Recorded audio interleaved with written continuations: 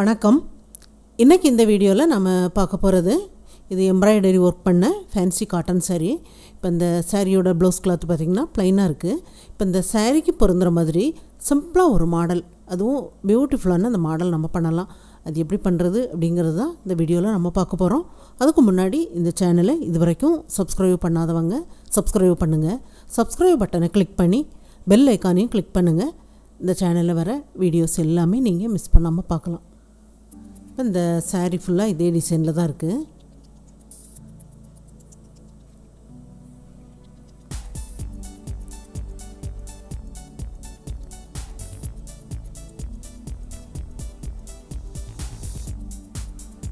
சாரியில piping பண்ணியிருக்கிற கலருக்கு match ஆகுற மாதிரி ப்ளவுஸ் கிளாத் ப்ளைனா இருக்கு.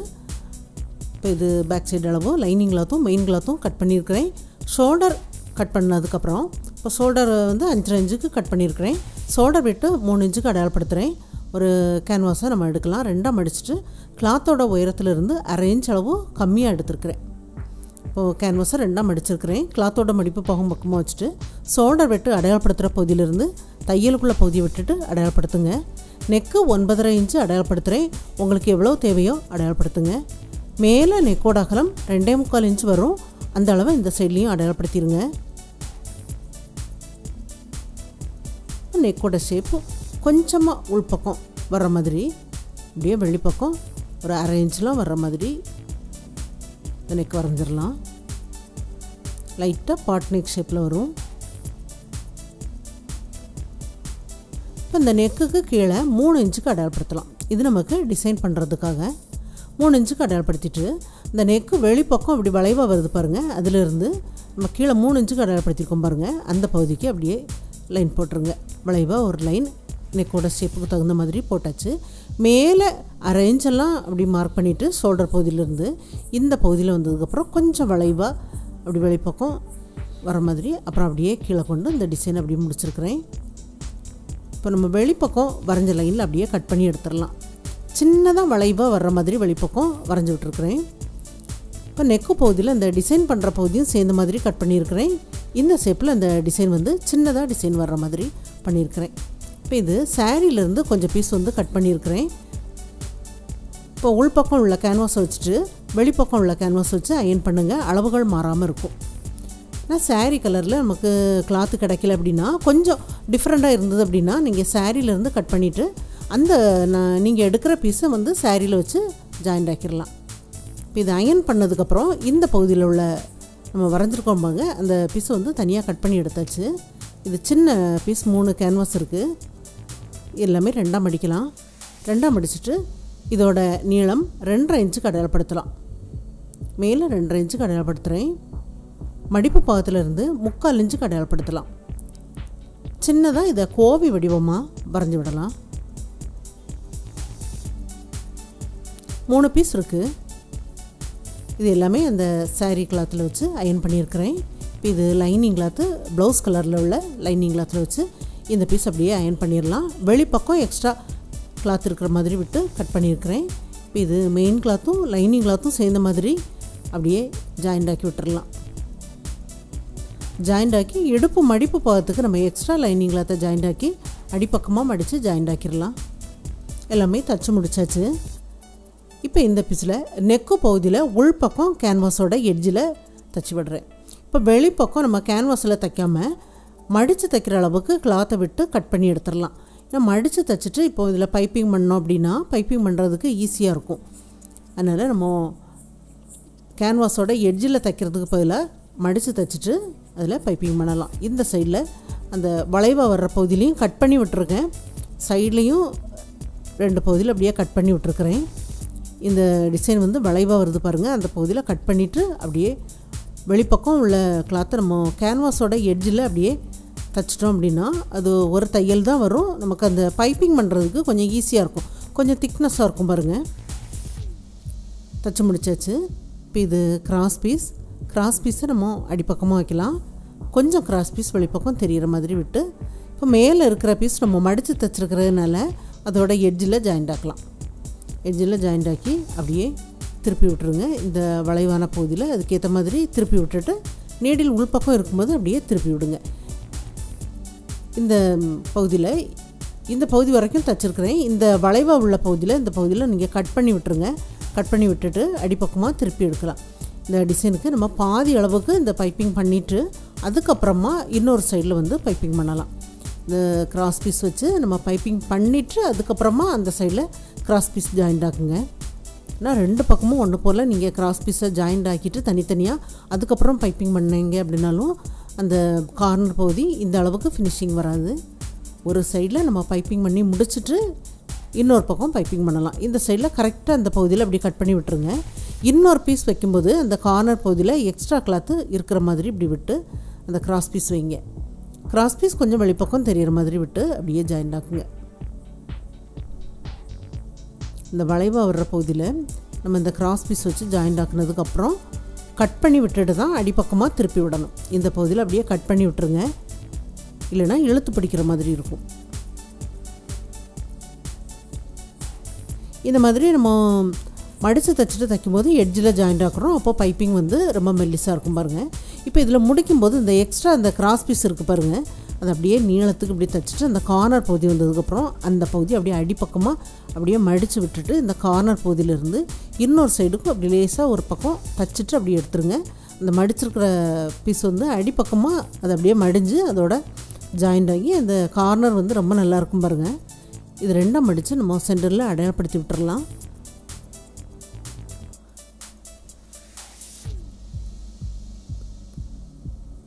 இந்த பீஸையும் அதே மாதிரி அடையாளப்படுத்தி விட்டுருங்க. அடையாளப்படுத்திட்டு இந்த அடையாளப்படுத்தியிருக்கிறது 2 பீஸும் ஒரே இடத்துல வர்ற மாதிரி நேராக ஒரு தையல் தைச்சிட்டு நெக்கு பகுதியில் நம்ம தைக்கலாம். இந்த மாதிரி தைக்கும்போது ஷோல்டர் வந்து அளவுகள் மாறாமல் ஒன்று போல் வரும். இப்போ இதில் கேன்வாஸில் தையல் படாமல் உள்பக்கமாக அப்படியே ஜாயிண்ட் ஆக்கிடலாம். ஜாயிண்ட் ஆக்கினதுக்கப்புறம் 1/4 இன்ச்சு கிளாத்தை விட்டு கட் பண்ணி எடுத்துடலாம். கட் பண்ணி எடுத்தாச்சு. இப்போ இந்த சைடில் கிராஸில் கட் பண்ணி எடுத்துருங்க. கட் பண்ணிவிட்டு இந்த பகுதி அப்படியே நம்ம வெளிப்பக்கமாக திருப்பி எடுக்கலாம். நல்லா வெளிப்பக்கம் திருப்பி எடுத்து கை வச்சு தேய்ச்சி விட்டுருங்க. இப்போ நெக்கோட எட்ஜில் ஒரு தையல் தைச்சி விட்டுறலாம். நெக்கோட எட்ஜில் தைச்சதுக்கப்புறம் நம்ம வெளிப்பக்கம் அந்த பைப்பிங்க்கு உள்பக்கமாக அப்படியே ஜாயிண்ட் ஆக்கி விட்டுறலாம். ஜாயிண்ட் ஆக்கி முடிச்சாச்சு. இப்போ இந்த சைட்லேயும் நம்ம பைப்பிங் பண்ணலாம். இது கோல்டு கலர் கிராஸ் பீஸ் மேலே கொஞ்சம் பகுதி விட்டுருக்குறேன். அது ஃப்ரண்ட்டில் நம்ம பைப்பிங் பண்ணும்போது அந்த பகுதியில் அப்படியே ஜாயிண்ட் ஆக்கிட்டு கிராஸ் பீஸ் ஜாயிண்ட் ஆக்கி பைப்பிங் பண்ணுறதுக்கு வசதியாக இருக்கும்.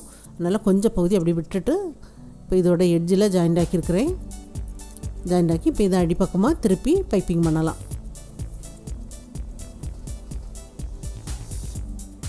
இப்போ பைப்பிங்க்கு வெளிப்பக்கமாக அப்படியே தைச்சி விட்டுருங்க.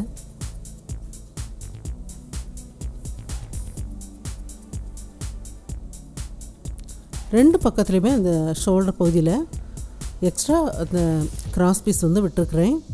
இப்போ இந்த பீஸில் கேன்வாஸோட எட்ஜில் ஒரு தையல் தைச்சி விட்டுறலாம். அதை சுற்றி அப்படியே தைச்சி விடுறேன். தைச்சதுக்கப்புறம் அதே அளவுக்கு மெயின் கிளாத் வைக்கலாம். இப்போ சைடில் கொஞ்சம் எக்ஸ்ட்ரா கிளாத் இருக்குது பாருங்கள், அந்த பகுதியில் நேராக ஒரு தையல் தைச்சிட்டு இந்த பகுதியில் கேன்வாஸில் தையல் படாமல் ஜாயிண்ட் ஆக்குங்க. இந்த பகுதி வந்ததுக்கப்புறம் அப்படியே வெளிப்பக்கம் நேராக ஒரு தையல் தைச்சி விட்டுருங்க. 1/4 இன்ச்சு கிளாத்தை விட்டு கட் பண்ணி எடுத்துருங்க. கட் பண்ணி எடுத்தாச்சு. இந்த பகுதியில் எல்லாமே கிராஸில் கட் பண்ணி விட்டுட்டு அடிப்பக்கமாக திருப்பி எடுக்கலாம்.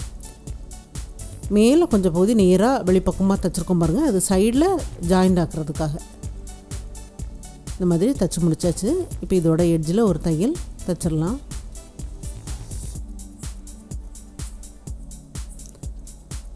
தைச்சிட்டு நம்ம திருப்பி பார்க்கும்போது அந்த கேன்வாஸ் வந்து இருக்கிற பகுதி தெரியுது பாருங்கள், அந்த பகுதியில் ஒரு தையல் தைச்சி விட்டுடலாம். ஏற்கனவே அதில் தையல் லைன் தெரியுது. அந்த பகுதியில் இன்னொரு தையல் தைக்கும்போது மேல் பக்கம் அதில் தையல் லைன் இருக்கும். அதில் நம்ம ஜாயிண்ட் ஆக்கும்போது அந்த பகுதியில் ஜாயிண்ட் ஆக்கிடலாம். தையலுக்கு வெளிப்பக்கம் கொஞ்சமாக கிளாத்தை விட்டுட்டு கட் பண்ணி எடுத்துக்கிறேன். இப்போ இதே மாதிரி கிராஸ் பீஸ் ஜாயிண்ட் ஆக்கும்போது கொஞ்சம் மேலே விட்டுட்டு பைப்பிங் பண்ணுறதுக்காக கிராஸ் பீஸ் ஜாயிண்ட் ஆக்கி பைப்பிங் பண்ணி முடிச்சாச்சு. அப்படியே 2ஆக மடிக்கலாம். சென்டரில் அடையாளப்படுத்தி விட்டுறலாம். அடையாளப்படுத்திட்டு இப்போ இதுக்கு வெளிப்பக்கம் உள்ள பீஸ் வச்சு நம்ம ஜாயிண்ட் ஆக்கணும். கரெக்டாக அந்த சென்டர் பகுதி இந்த பகுதியில் வர்ற மாதிரி அப்படியே வச்சுருங்க. வச்சுட்டு பாதி அளவுக்கு இந்த சைடில் இருந்து அப்படியே ஜாயிண்ட் ஆக்குங்க. அதில் தையல் லைன் இருக்கும்போது அதில் அப்படியே ஜாயிண்ட் ஆக்கிருங்க. அப்போ ஈஸியாக இருக்கும், அளவுகளும் மாறாமல் நமக்கு சரியான அளவுக்கு வரும். ஒரே கேன்வாஸில் நம்ம கட் பண்ணி எடுத்தது தான். இப்போ இந்த பீஸில் வந்து வெளிப்பக்கம் மடித்து தைக்கிற அளவுக்கு கொஞ்சம் அதிகமாகவே கிளாத் விட்டுருங்க. கொஞ்சமாக கிளாத் விட்டீங்க அப்படின்னா மடித்து தைக்க கஷ்டமாக இருக்கும். கொஞ்சம் அதிகமாக கிளாத்தை விட்டுட்டு அப்படியே நல்லா மடித்து அந்த கேன்வாஸோட எட்ஜில் கொஞ்சம் இந்த மாதிரி தேய்ச்சி விட்டுட்டு அதோட எட்ஜில் தைச்சி விட்டுருங்க. மடித்து அப்படியே தைச்சி விட்டுருங்க. கிளாத்து கொஞ்சம் அதிகமாக இருக்கும்போது மடிக்கிறதுக்கு ஈஸியாக இருக்கும். தைச்சி முடிச்சுட்டு நம்ம உள்பக்கம் இருக்கிற எக்ஸ்ட்ரா கிளாத் எல்லாமே கட் பண்ணி எடுத்துடலாம். இப்போ இதில் மெல்லிசாக ஒரு பைப்பிங் வந்து வெளிப்பக்கம் வச்சு ஜாயிண்ட் ஆக்கிறதுக்காக இதை மடித்து தைக்கிறேன். 3 பீஸும் தைச்சி முடிச்சாச்சு. இது அப்படியே சென்டரில் அடையாளப்படுத்தி விட்டுறலாம். அடையாளப்படுத்திட்டு ஒரு கோவி பீஸை இதில் வச்சு ஜாயிண்ட் ஆக்கலாம். இந்த பகுதியில் வைக்கலாம். வச்சுட்டு அதை அப்படியே ஜாயிண்ட் ஆக்கிடலாம். சின்ன சைஸாக அந்த லேஸ் வச்சு ஜாயிண்ட் ஆக்கும்போது நம்ம மடித்து தைக்காமல் தைச்சோம் அப்படின்னா இதில் இந்த கிளாத் வந்து பிரிஞ்சு போயிடும். அதனால் நம்ம மடித்து தைச்சிட்டு தைக்கும்போது நல்லாயிருக்கும். இப்போ இதே மாதிரி இன்னொரு சைடில் இந்த பீஸ் வச்சு ஜாயிண்ட் ஆக்கி முடிச்சாச்சு. இந்த லேஸ் பார்த்திங்கன்னா நல்லா மெல்லிஸாக இருக்கும், 4 இன்ச்சுக்கும் கம்மியாக தான் இருக்கும். இது ப்ளவுஸோட ரோப்புக்கெல்லாம் கூட இதை யூஸ் பண்ணுவாங்க. நம்ம ஜடை பின்னல் டைப்பில் இருக்கும் பார்த்திங்கன்னா, அந்த நல்லாயிருக்கும் இந்த லேஸ். அதனால் இதை லேஸ் வச்சு அதில் ஜாயிண்ட் ஆக்குறேன். ஏன்னா சாரியில் பார்த்திங்கன்னா கோல்டு கலரில் அதில் டிசைன்லாம் இருக்கிறதுனால இந்த மாதிரி ஒரு லேஸ் வச்சா நல்லாயிருக்கும் அப்படின்னு தோணுச்சு.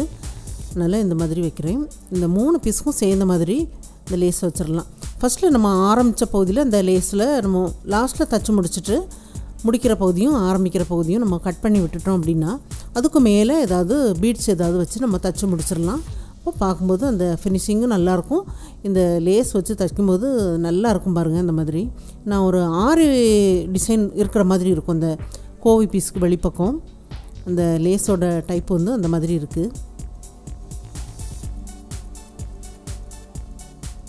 3 பீஸுக்கும் சேர்ந்த மாதிரி அதில் இந்த லேஸ் வச்சு தைச்சி முடித்து அது லேஸ் எல்லாமே முடிகிற பகுதியில் கட் பண்ணி எடுத்துகிட்டு அதில் பீட்ஸ் வச்சு தைச்சி முடிச்சிருக்கிறேன் பாருங்கள். இது ஒரு சிம்பிளான ஒரு மாடல், ஆனால் பார்க்குறதுக்கு ரொம்ப நீட்டாக ஒரு ஃபேன்சியான ஒரு மாடலாக இருக்குது. இது இந்த சாரீக்கு பொருந்துகிற மாதிரி இந்த மாடல் இருக்குது பாருங்கள். இது எல்லாருக்கும் பிடிக்கும்னு நினைக்கிறேன். ட்ரை பண்ணி பாருங்கள். இந்த வீடியோ பார்த்ததுக்கு நன்றி. மேலும் வீடியோஸ் பார்க்க இந்த சேனலை மறக்காமல் சப்ஸ்கிரைப் பண்ணுங்கள்.